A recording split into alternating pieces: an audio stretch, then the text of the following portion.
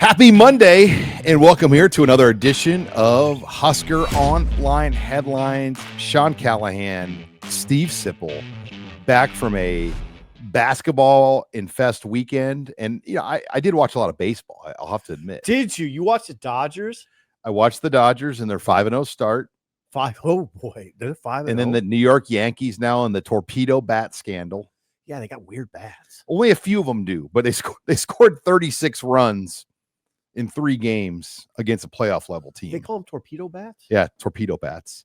The analytics guys basically moved the sweet spot of the bat down further into the handle. Okay.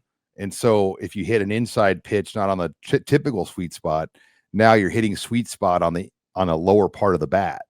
Is there still a sweet spot on the upper part too? Yeah, they've expanded the side, and it's within the rules. Ooh. But Aaron Judge, who hit 4 home runs this weekend, did not use those bats. Okay. So what are the Dodgers doing well? Everything? Everything. I mean, Mookie Betts had a couple big home runs on Friday night, and I mean their starting pitching hasn't been great, but they've overcome it with their lineup. I mean, how's Ohtani doing? Oh, he stole a base, had a home run. I mean, he's healthy. Played. Yeah, he's healthy. Mookie's the one that Mookie Betts is the one that, you know, he got down to 157 pounds. From what? Food poisoning. Been there. You can sympathize. Been there. Wonder what he ate. Before they got to Japan, then he got sick. They sent him back, but he hit 2 home runs Friday night. Dang, he got 157. Yeah, he lost a lot of weight. Whoa, I wonder what that. But yeah, baseball's in, basketball's in, and we'll talk more about the Final Four. As Jim Rose and I this morning on KFAB, like, you know, we joke there's not a whole lot of science in the bracketology anymore. 4 1 seeds, it's basically the science is the money. Like what teams are going to invest to build these rosters to win at this level. That's what it is right now. I mean, it's just a 1 year. It could be a 1 year thing. I don't know. We're going to talk about it. Yeah. It got awfully predictable though. These older SEC well-paid teams look good. I mean, they're loaded. But on the flip side, Kansas, Indiana, right? I mean, they paid a lot of money for that. Right. So there's no guarantees. You can still get the wrong guys. Yeah, like Fred Hoiberg's first couple rosters here, they had probably more talent than the teams had the last couple years at times, but they weren't teams. They didn't play well together. Think about that one a little bit. Well, you had NBA players, Bryce McGowan's. What's the point guard from Canada? Yeah, and the point guard from Arizona State, Verge. Yeah, they had more. Verge was good. I mean, at the end of that year, he was almost unguardable in the Big Ten. Alonzo Verge, you know what I'm talking about? Oh yeah.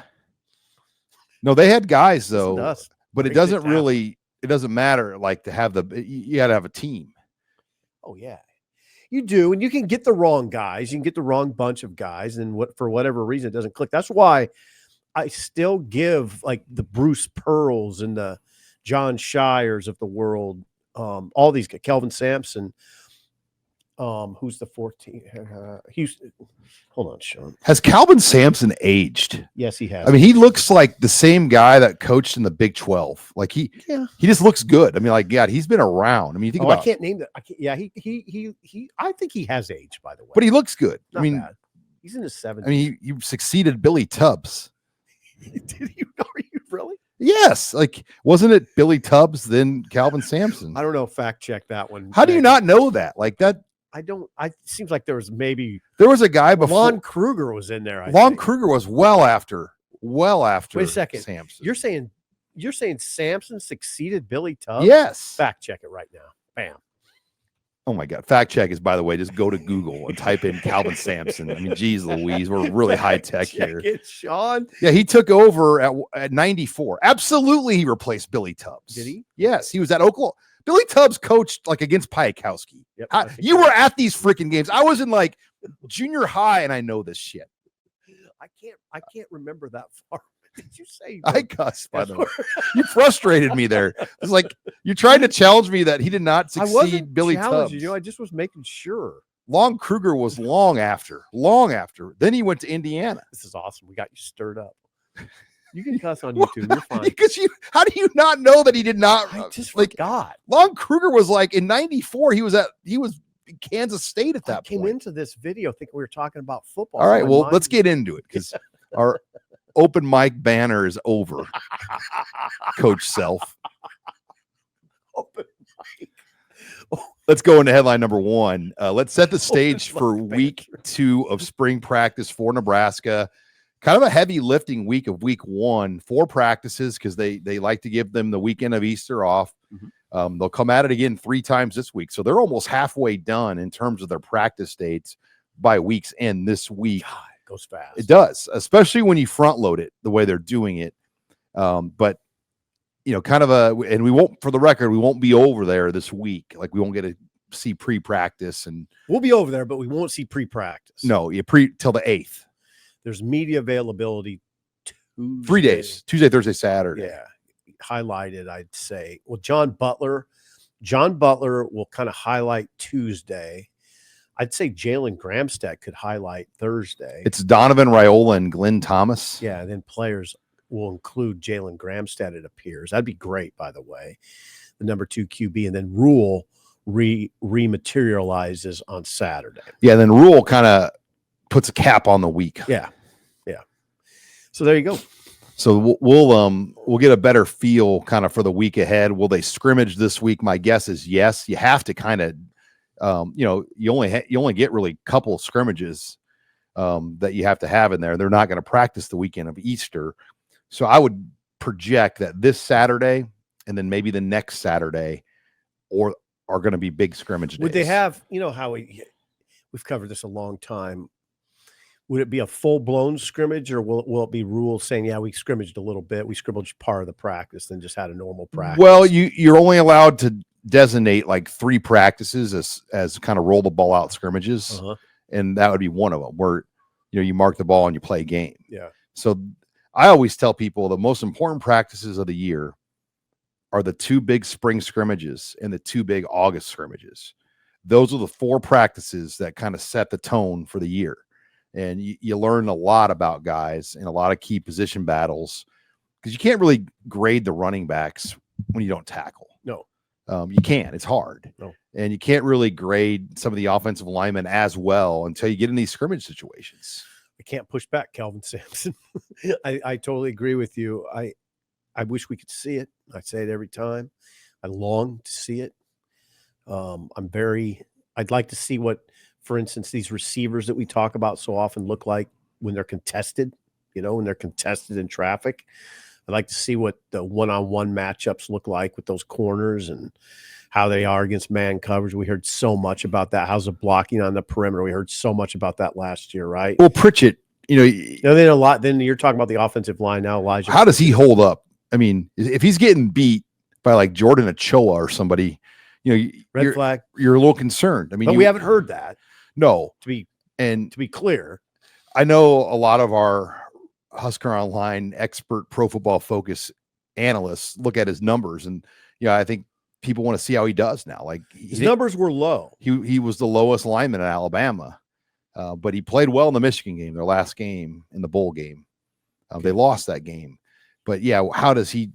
Can they get him going at a better rate? Because he did have struggles last year at right tackle for Alabama. Right. Now he's probably earmarked to be the left tackle. The only thing that we heard, Dana Holgorsen talked about Spindler, Rocco, and Elijah Pritchett on Thursday. He was more glowing in his praise of Spindler. He said Rocco is vocal already, sort of a leader, even though he's still learning the system. He said Elijah just doesn't talk.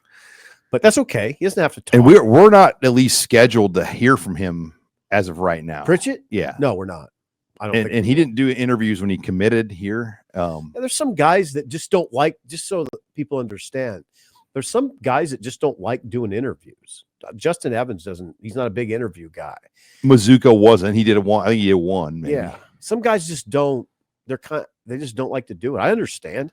The way it's set up now, it's kind of like a big presentation. It's like you're at the White House press gathering. Yeah, the podium setup is a downfall, like to those types of interviews, because there was a time where like I said, there'd be 6 or 8 players after practice, and they'd just all be standing there. And you could just get one-on-one with and you just walk around and get them. Now everything has to be a big staged production with everybody, sitting down. It's harder to get that natural feel. It's like the White House press corps. I mean, so you have these kids like a Ja'Cory Barnes, and there's 40, 50 people. 40, 50 people standing in front of them. It's asking them questions about spring football. Right. And some guys are naturally not going to feel comfortable in that setting, which I totally understand. Some coaches didn't. Right. Now, there's guys that are shockingly good in that setting, like the quarterback. Dylan as a 18-year-old kid seemed right at home in that setting. He's amazing, just amazing. Ja'Cory does well. Emmett Johnson's really good in that setting. So it just depends on the guy. Yeah, you just wonder why it evolved to strictly podium. I mean, I know we get one. You don't like it, do you? Well, Luke Lindenmeyer did the side session, but I just thought it was better time efficiency as well to say these are the 4 players or 5 players that are talking, and they're going to be here for the next 12 minutes. Yep. And you go. Instead, it's like 8 minutes, 8 minutes, 8 minutes, 8 minutes. Like you have to. It's a little bit different setup. But the side sessions are a little more. Come on, what would you say, Sean? You could get a little more info. Right. You could get in a rhythm. Formal. You could get in a rhythm. Yeah, and it was less formal, which led to probably us getting more information. Yeah. No, it is what it is. I mean, I think Matt Rule likes to see them all and have them all presented in that way. And I don't want to, what? We need to be careful here. Stock. Well, I know Matt Rule watches these. Well, what I'm saying is I don't want to come off like we're complaining because we get good access. I mean, we really do. I was telling one of the guys over there, the media guys, it's been incredible so far. Like Dana Holgerson's interview on Thursday in that setting was excellent. I mean, just got so much stuff. It's 2 columns for me. It's literally 2 columns. And the reality is the group is so big, like you couldn't just have Dana on the side anymore. No, it'd be too many people trying to bunch up there, right? Yeah. You get lost in it. Sometimes you get kind of pushed out of it. You wouldn't be able to hear him, right? No, so it's a good. I think it's the setup that it needs to be, especially for the key players like Raiola and Holgerson and whatnot. But and Matt Rule. So, okay, let's before we take it to headline number 2, HuskerOnline headlines brought to you by Crani-Yum energy drinks. They're founded by 2 lifelong Nebraskans and Husker fans, and they're based out of Fremont. Crani-Yum is a unique new type of energy drink with highly dosed nootropics that enhance mental clarity and focus with just 150 milligrams of naturally sourced caffeine. It's sugar-free, naturally flavored, no artificial colors, making it healthier than alternative and other energy drinks on the market.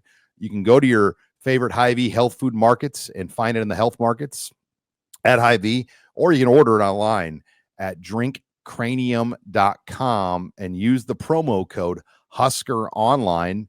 We'll give you 10% off your order. They have 3 great flavors, lemon lime, peach, Dr. Yum, which is the cherry Dr. Pepper, and that was the one that was out of stock for a while. They've got it back in stock. Again, that's drinkcranium.com.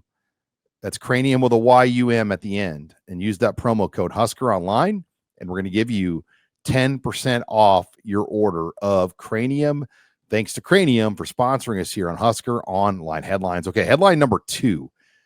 Can Nebraska be a 50-50 run-pass team right now, Mr. Sipple, with its current running back? So they have enough bullets in the gun to be a true 50-50 team with what we know about the current running backs. I mean, what I'm talking about is if they run 65 plays in a game, is there 30-plus rushing attempts in that room right now? And jet sweeps will count in that number too. Yeah, it's the conversation became more, I don't know, complex or more interesting. Oh, I said the word. More compelling when they stopped running a quarterback, right? Yeah, I think the answer is yes, and I think the answer should be it better be yes. Let's put it that way. They better be yes. Do they have that? I don't know. I mean, think about, Sean, last year. You're asking the question in part because last year Nebraska ranked 96th nationally in rushing. 96th. Not sufficient. Hard to be a power if you're ranked 96th in rushing. They averaged 130.62 rushing yards, which was nearly 50 yards down from the previous year when what? They ran the quarterback. So they were 39th in 2023, but they ran Harburg all the time. So do they have enough? Do they? I mean, come on. What you're doing is this leaning hard on Emmett Johnson. Bro. Well, like right now, Emmett Johnson was a 13, 14 carry a game back. That's what he's been. Mm-hmm. And I don't think the average Joe realizes to go up to 18 a game, how it's a big jump. Big jump. Because you're talking about 2 more series a game probably that you're going to be in. It's a big jump. And you're talking about, 2 more series where you're going to have more physical carries. Yeah, it's a lot. He was good. I mean, he was good last year. He averaged 5.1 a carry, which is good. But can he handle that load? I always go back to Anthony Grant when it looked like he was coming. And then they just pounded the hell out of him against Rutgers and Indiana. And legs got tired. And they won both those games, but it's like he had 50 carries in 2 games. And his legs got and we never saw that Anthony Grant again. Remember, we'd have those conversations in the press box. His legs look heavy. His legs started to look heavy. If you don't believe me, go back and watch those games subsequent of those heavy load days. Just didn't look the same. We've seen it before. We saw it with Tony Davis's son, Josh, after the Penn State game. Yeah, after the Penn State game where they loaded him up. I think he get 30 carries that game? Like 35. And he wasn't the same after that. And they were just like grown man carries. I mean, these weren't finesse carries. No. I mean, it was between the tackles. And I don't think he was quite the same after that. You can't do that to everybody. There's some guys that can handle it. Josh was a really good running back and a really tough running back and really bulked up to be the guy, but it's still Rex could handle it. Actually, Rex was pretty good at. I mean, the Iowa game he set the school record in. Yep. Corey Ross surprisingly could handle it. Yeah, well, those are 2 NFL backs. I mean, Corey Ross in the Michigan game in the Alamo Bowl, I mean, he carried it a ton. Burkhead, Ross, 2 NFL guys made it in the NFL, and I would say Abdullah was. I mean, he could handle it. You could like the Miami game. Amir could handle it. I mean, think about the Miami game when Amir ran against. There's no question Amir could handle it. Well, his final game was that USC Holiday Bowl. And terror. They had him return kicks, and he returned like 4 kicks back to the 50. Amir. I mean, set the modern standard, right? Like the modern. I mean, I'm not saying that's Lawrence Phillips. I'm not saying that's Amon, but he was in recent times. Oh yeah, he could handle a lot. I mean, Nebraska's been in the Big Ten 14 seasons now, full seasons, and Amir is one of the 2 or 3 best players, arguably of the. I mean, Levante David for the 1 year, Amir, Rex. So taking it back to now, you wonder about Quentin Ives, and it's the conversation. Mekhi Nelson. Yeah, but let's stay on Ives. Rule has kind of set. I don't know. People are going to watch that closely because Rule has thrown so much support behind him. Like if Ives isn't pretty good, you're going to kind of wonder, like, why were you telling us that?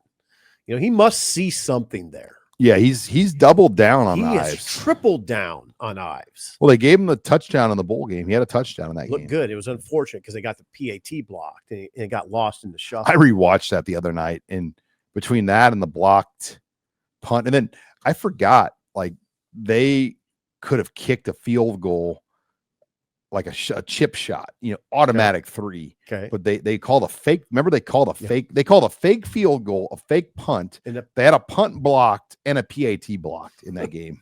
It was just craziness. Crazy. But Ives got in the end zone. Kid from New Jersey. PAT's blocked. Kind of blew the story, right? It was a nice story for Quentin. Yeah, I'm going to say Rule has tripled down on Ives. So now let's see what it is. 6 carries for 7 yards last year. That's what he had. We don't know. We don't see it over there. I will tell you this: when he trotted out on the field the other day, he reminds me of an old school Nebraska back. It's like Scott Baldwin. He's tall. He's 6'2", 210, like 6'2", 210. That's what it needs to look like. Let's just see what he's got. No pressure on him. I'm not doing that. I'm not comparing him to the greats. Mackay Nelson's another one, though. He looked all right to me. His size looked fine.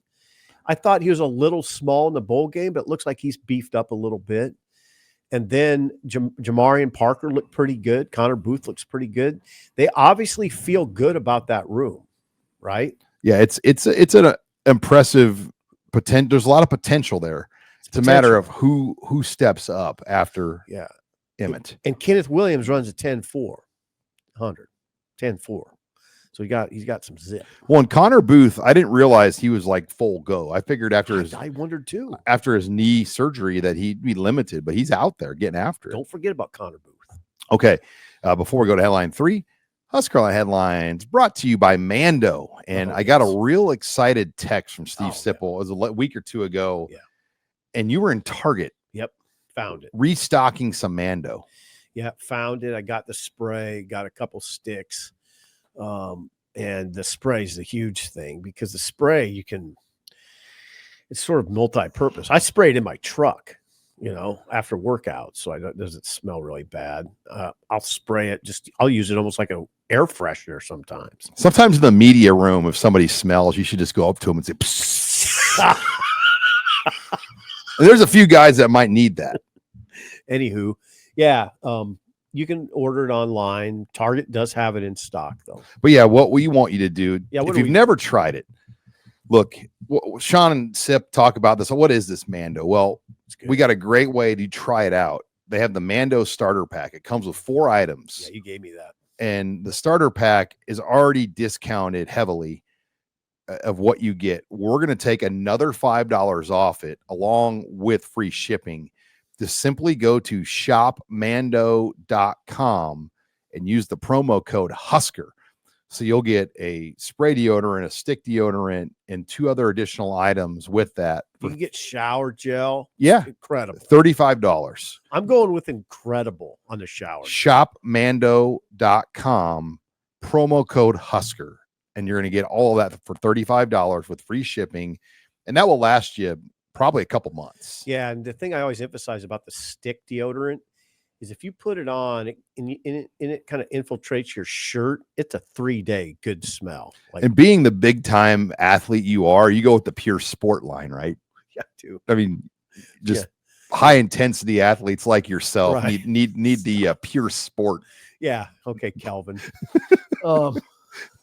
Wow, Sean, you cussed on. Well, because he took over in '94. Like, I still don't understand how you thought Billy Tubbs coached. You're kind of mistaking me for a basketball writer right now. I did some basketball for the Journal-Star columns, but it wasn't like I was doing it full time. I didn't realize though Sampson sat out as long as he did. He went from 08 till 14. Yeah, basically got run out, right? That Indiana thing where they were making illegal recruiting phone calls. Yeah. They were 22-4 at that point. Yeah. Yeah, he got railroaded. There is making too many calls. That's what I'll never forget. I was in Indianapolis for the combine in the February of 08. And Indiana was ranked number 1 at that point when Sampson was there. Oh God. They were, and then he got fired. They were 22-4. God, people. Now I got the commenters are very astute. A lot of them. I say he got railroaded. I mean, he broke the rules. He did. He broke the rules. They made illegal phone calls. Yeah. But it wasn't just 3. It's a lot, hundreds, I think. We better stop here. This is where I get in trouble. He was out that long, though, Kelvin. Yeah, from 08. Then he didn't return to Houston until 2014. Okay. And then they had a bad first year there, and then he got rolling. I mean, they've made they went to the NIT his first 2 years. Then they've been in the NCAA every year. Let's get back to football coach Self. All right. Headline number 3 there, Doug. Could the jack linebacker position be the strongest on the defense? Doug Gottlieb. Say that. Oh, Jack. Well, here's the thing. When we went to practice the other day, it really hit me watching that jack position with Willis McGahee, Deshaun McCullough, and Jordan Ochoa. And that is strong. That is a strong 3 right there. You're in good shape at that position. Is it the strongest?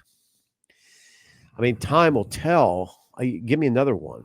Did Noonan play the jack too with that group? So that's not a bad guy either. No, Noonan. Yeah, Noonan will have to battle. I mean, those are you know they like Ochoa. Obviously, McGahee is regarded as one of the Willis McGahee is regarded as one of the 5 top rising young players on the roster, offense or defense. Shavers, McGahee. Yeah. Yeah, that bowl game, watching those young players like Shavers and McGahee, it is exciting to see. But McCullough is such an X factor to this defense. Like if he can give them, let's just say 8 sacks, 7 sacks. Yeah, that'd be great. But Winery too. I mean, yep. Winery has to get going. Like he has to be a factor. Yeah, they don't have. I mean, they're not blessed with a ton of depth up there, so he can't really be a miss. And Lenhart needs to kind of return to form, return to his freshman form. Like we haven't really seen the peak of Cam Lemhart. Might have been the Colorado game where, like, the beginning of that game, he smoked. Yeah, Colorado on a few big plays, and we haven't really seen that version often. No, his freshman year was better. I think he battled some injury last year. Lenhart's got to get going. You hope, you hear so much about Keona Davis, like behind the scenes, and you saw some of that in the games last year. But he was, was an 8 to 10 snap guy, so there's only so much he could do, and he was playing behind Jamari Butler, Nash, and Robinson. So now is his time, and he does look like $1 million. He does. Keona literally looks like $1 million, right? He does. I don't know if they're paying him $1 million, but he's that type of guy that could eventually. No, like John Butler at St. Michael's said, every offseason we're at the battle to keep him. Yep, that's what I mean. Yeah, there's a lot there. Van Poppel. What I've heard now, insiders, is Van Poppel is ready to bust out. I'm hearing that more and more. Think how much patience it took to keep the 4-game red shirt on him, because then they brought him back for the Iowa game late. Yeah, they brought him back for Iowa, then the bowl game. He played in the Rutgers game and the Iowa game, and then a couple of the earlier games. Yeah, he played 5 games. Counting the bowl. 4 in the red shirt rule, then the bowl game's a bonus. Right. He got a bonus game against Boston College. Yeah, I hope people are right. Give Rule credit there, though, because that takes a lot of discipline to sit on that. Helps when you have Ty and Nash and Jamari. Yeah, it really helps. And Lenhart. I mean, they had a lot there to make that work, but now he's a redshirt sophomore, and you get him for 3 full seasons technically. Elijah Judy had a good bowl game too. You forget about him. Judy is 300 pounds now, and he's very athletic. So I'm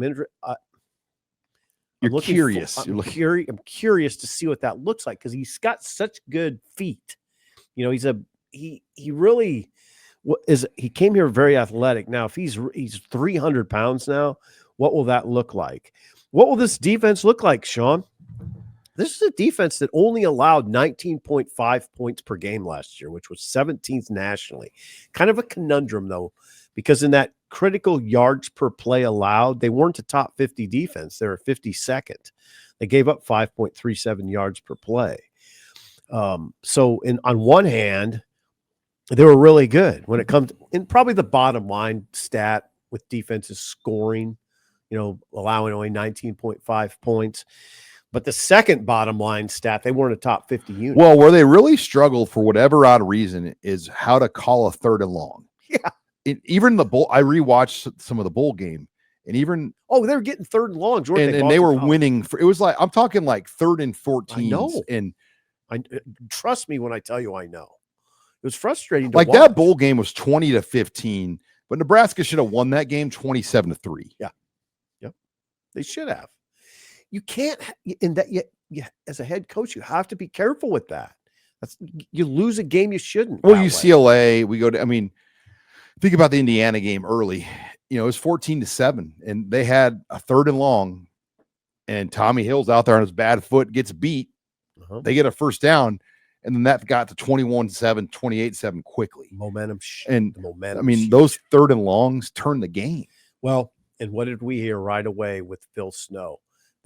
They're locked in hard on 3rd down and red zone. 3rd down and red zone is what they're locked in hard on that side of the ball.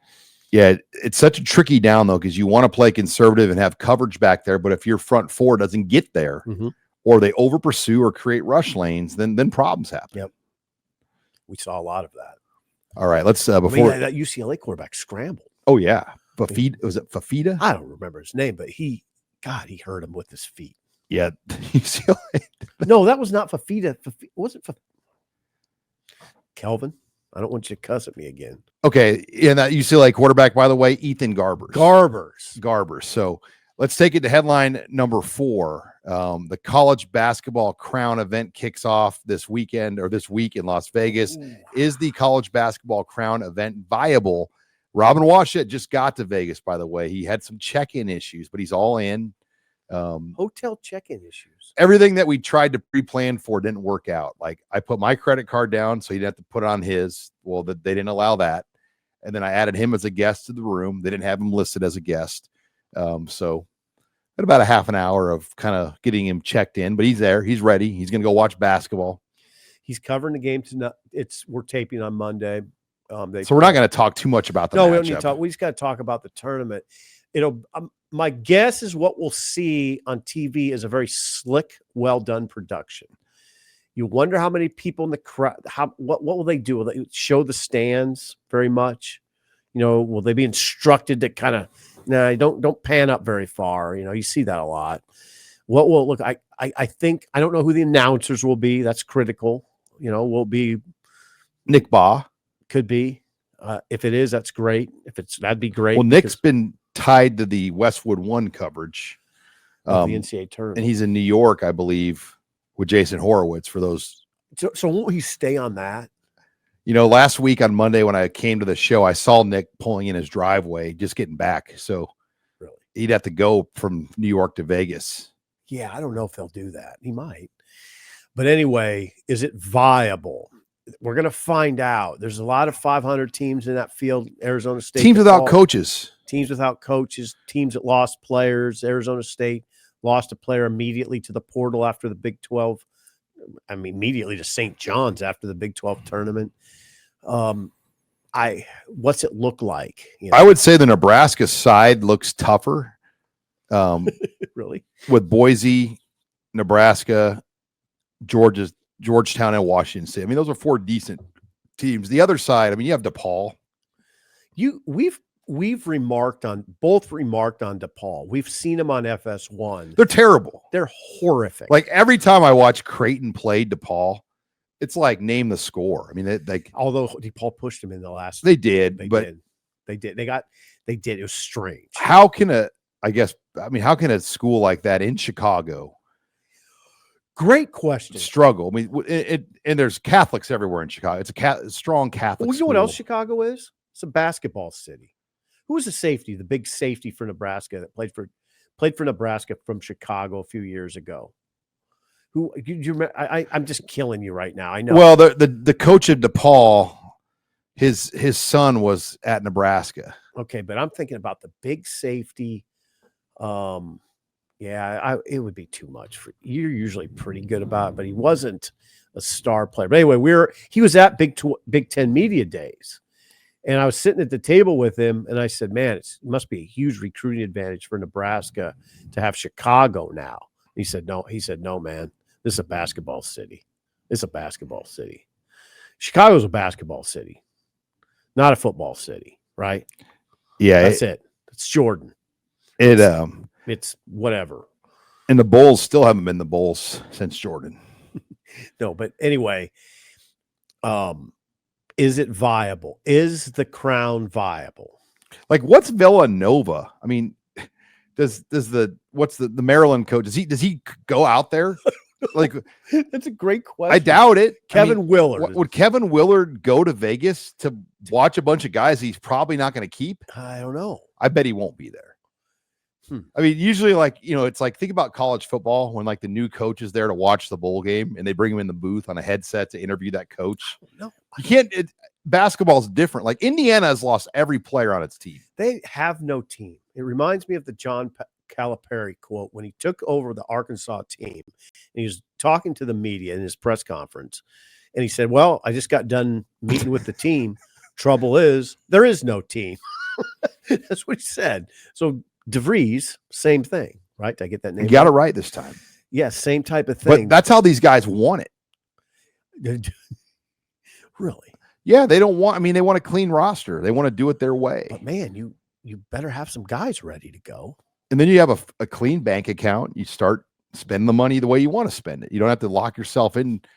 Like even guys at Iowa that you would think would stay at Iowa with the new coach, they left.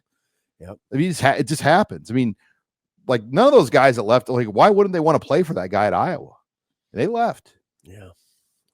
I mean, Chucky left for money. Like Chucky left Wisconsin and they were a 3 seed. Right. And he left to go play for an 8 seed. But he got a bunch of money. More money than he would have got. This is a financial decision. People on our board, though, made a great point. If he would have played for Creighton or Nebraska, lifetime-wise, he probably would make more money because his name here, with what he did for, say, Creighton or Nebraska, that leads to future business in the state. Yep. I mean, look at you. I won't name names, but look at some of these former Husker guys that you see, and they're millionaires. Yeah. Because of their names of what they did for their state. Right. There's still guys running for office. And some of these kids growing up here don't recognize. Dave Hoppin said that once. These kids don't understand if they go to Nebraska or even Creighton and do really well locally, the state will take care of you forever. Yep. Or if you go out of state and then you try to come back here, it doesn't really open a lot of doors for you at the same level. Yeah. You have to take advantage of it. I mean, people just don't give you handouts, but yeah, you're more apt to succeed. Back to the Crown, though. Crown. USC, I think they're my under the radar team to win this thing. Wow, you're projecting now. Because of their coach, Eric Musselman. Mm-hmm. He will have that team ready. I think so. Hard to project. It's a, you know what this is? Which team wants it is a huge part of this, because there'll be teams there that aren't particularly interested. They'll probably are going to be agents there at the event to talk to the coaches and talk to kids. I was going to say, why wouldn't they talk to the players? But like, I'd imagine it's going to be kind of like a back channel meeting of agents and coaches. And, but of these teams there, like who has NIL money to spend? Nebraska does, Georgetown does, Butler, maybe DePaul, maybe. Butler 14-19 in the field. That's why, Sean, frankly, it's hard to take it really seriously. And please don't tell me you would hang a banner if Nebraska wins it. Are you hanging a banner in PBA if Nebraska wins the inaugural crown? The answer is no. No, no, no. You do not hang a banner that involves multiple teams with under 500 records. No. Don't sell it to me. Try. You can try, Kelvin, but it's not going to work. No. Do they even put a banner? That banner. Like, you know how they have the NIT appearances? Like, do they even have like that? Are they going to add that banner? I don't know. I remember in Tim Miles's first year. I don't know. Tim Miles's first year, like Nebraska could have played in one of those lower, not the NIT, but the one like below. The CBI or the CIT. And they declined. Yeah.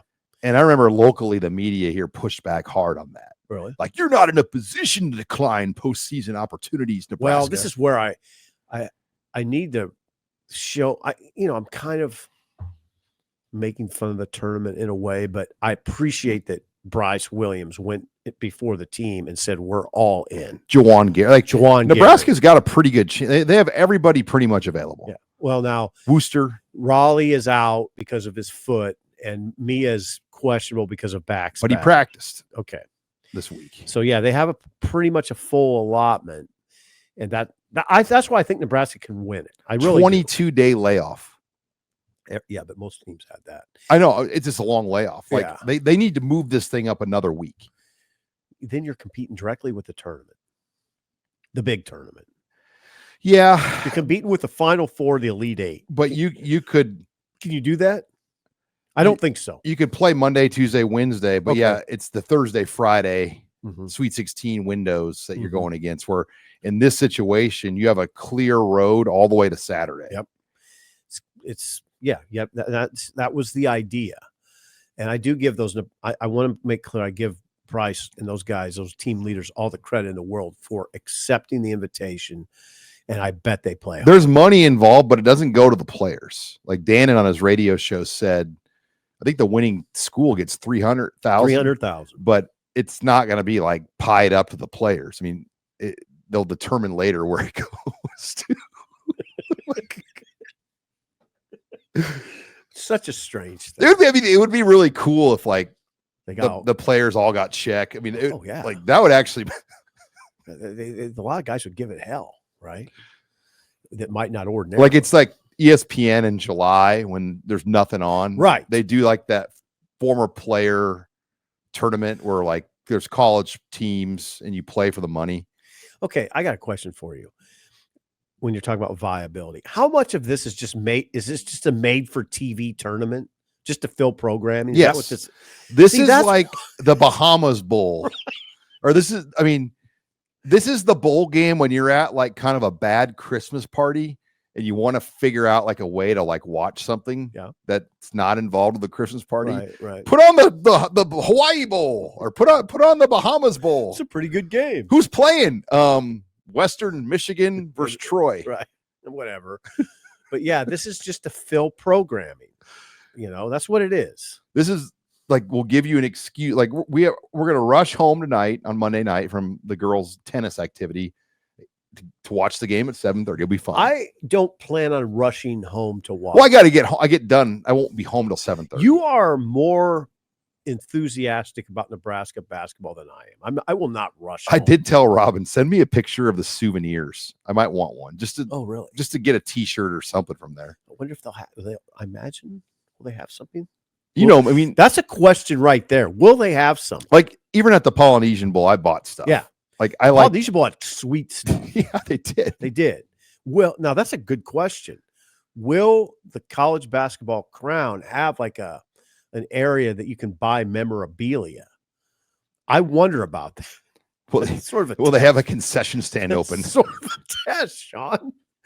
It was like PBA when like they first started opening it after COVID, and they like would have just one concession stand open for the whole arena.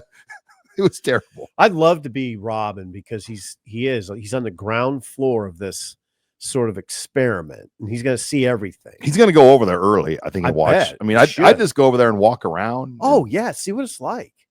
It might be very depressing, or it might be like, wow. He might get his tunnel talk out of just walking around there. Yeah, wait a second. This is really cool. Or he might come home with a bunch of stories of teams out at the casinos late at night and strip clubs, and that seems like it could go one of two ways. This trip could go, hey, we go to bed at a curfew, we have breakfast, or it's going to be like we stay out all night and we show up and play basketball. Didn't think I'd see you here. It could be that. It's going to be like Whoopers and Hoopers and Hastings. Like there's some teams that go out they'll drink all night and they get the 9 a.m. game, they're screwed. And then there's ones that like take it serious. And we shall see. All right. Shawnee. Headline 5, odds and ends. Lots to hit on here. First of all, Nebraska baseball gets its first top 5 series win since 2011. Their RPI, by beating Oregon State in 2 out of 3 games, it went up nearly 50 spots to 75. Yeah, they're 75 in the RPI. Yeah, so huge for that. I mean, that's about as big as you'll ever see. A 50 spot jump in the RPI. And now they'll play number 50 Creighton on Tuesday. So Creighton on Tuesday, then Omaha on Wednesday. Creighton on Tuesday is in Lincoln. Omaha is in Omaha. And then you get Rutgers. This is the part of the schedule they can turn it around. Rutgers is competitive. Their RPI is 4 and 5. Their RPI is around 100. Okay. So this is a big, I mean, if they can get us, I'm not saying they're going to sweep Rutgers, but if they can get us, they could. But a sweep all of a sudden gets you back alive.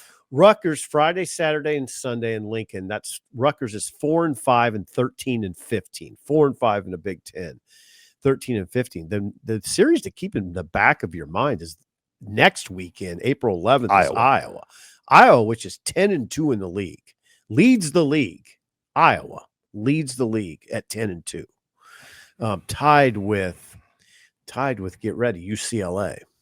Iowa playing good. And baseball. Oregon's good, obviously. Yeah, Oregon's 8 and 4 in the league. Iowa 10 and 2, UCLA 10 and 2. Iowa right now is on a heater. They've won 7 in a row. So that's 2 series down the line. I mean, let's face it, this season for Nebraska, to even think about NCAA tournament, they're going to have to win the Big Ten tournament. I mean, like they're just not going to be able to get their RPI and record to at-large quality. It's just going to be hard. Like if you're just being honest about it. God, that's hard to hear that. So, I mean, they've got to position themselves to get to the Big Ten tournament and play better at that point. It's hard to hear that. Yeah, but they're 2-7. Yep, 2-7, 12-15 overall. So let's see what it looks like this week. All right, Colorado is committed to pay Deion Sanders $54 million. $54 million. To put those numbers in perspective, Deion Sanders is far and away now the highest paid coach in the Big 12 conference. And you look at some of the numbers across the board. I mean, he's making more money, significantly more money than Mike Gundy, Lance Leipold, Kyle Whittingham, Chris Kleiman, and Sonny Dykes. Let's do it this way, Sean. In terms of 2025 salary, he's tied for 8th nationally. He's a top 10 coach. Now, listen to these names and tell me who sticks out. Well, Deion. It's Deion. Kirby Smart is number 1. He's going to make $13.2 million. Ryan Day is number 2. He's going to make $12.5 million. Dabo is 3, $11.5 million. Dan Lanning is 4, $11 million. Sark is 5, $10.8 million. Lincoln Riley is 6, $10.1. Kalen DeBoer, Alabama, 7, $10.25. Then Deion, and you know who Deion's tied with? Bill Belichick. Deion and Bill Belichick are both making $10 million, and then Brian Kelly at 9.9. All of those guys are much more. How are they my question though is how is Colorado getting the money? Deion's getting the money. Deion's putting fans in that, packing the stadium, right? Packing. And I think the reality is if he left, they would fall off quickly. And their AD, Rick George, recognizes that. Like, hey, we can't go back to like, let's hire the San Jose State coach to be the Colorado coach. I don't think so. Deion hasn't done a whole lot. I mean, they won 9 last year, right? Lost the bowl game. He's with, look at the names he's with. And I don't even think the job would be attractive if he left to somebody because of the amount of like roster attrition the new guy would have to deal with. I mean, what a phenomenon. What a phenomenon, Deion. And he had a great quote. You're old enough to appreciate this. I really did. He said, guys, I'm putting down my kickstand. I'm putting the kickstand down. I'm here. The kickstand. I love the kickstand. And another Colorado storyline this week of note, they are switching in May after the big Boulder run. They're going to take out the grass at Folsom Field. Okay. And they're going to go to turf. Because they've been grass since 98. And what they're saying is because they want to, if they happen to host a college football playoff game, they don't want dead grass out there. And they don't want to invest in the technology needed to keep grass alive, where Nebraska is on the other extreme of it. They want to get rid of their turf eventually and go to grass and invest in this growing technology and the heat sensors that you need to grow the grass. But knowing what we know, first of all, this year, Nebraska is going to replace the turf that's in there right now with a new turf. New turf, not grass. No, and that turf that's being replaced is like only like 2 or 3 years old. Right. So they're not going to grass now. And then after the construction is completed, that would be when they would go. So we're talking about like 2029. Yeah. I mean, who knows? You can't even, to me, take the grass discussion that serious not right now. No. Because 4 football seasons from now, it's like dog years. It's like 16 years. Right. And it's Rule. It's pushing it, right? Is that true? Rule wants it, and Dannon backs him on that. But Dannon probably knew, he's like, yeah, I'll back you and say we're going to do this, but it can't happen until 2029. Right. So you're right. A lot has to transpire. I mean, who knows what football will be in 2029? Yeah, hopefully Nebraska will have another national championship, but you never know.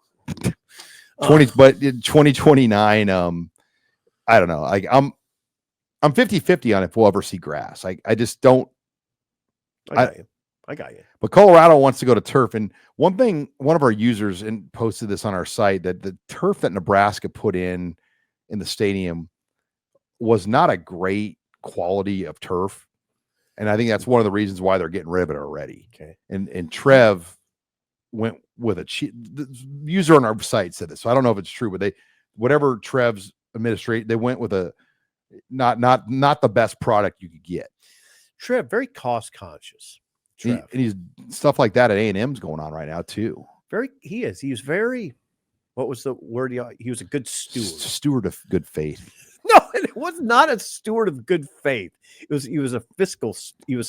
It's like he was managing like a nonprofit. He wasn't a priest.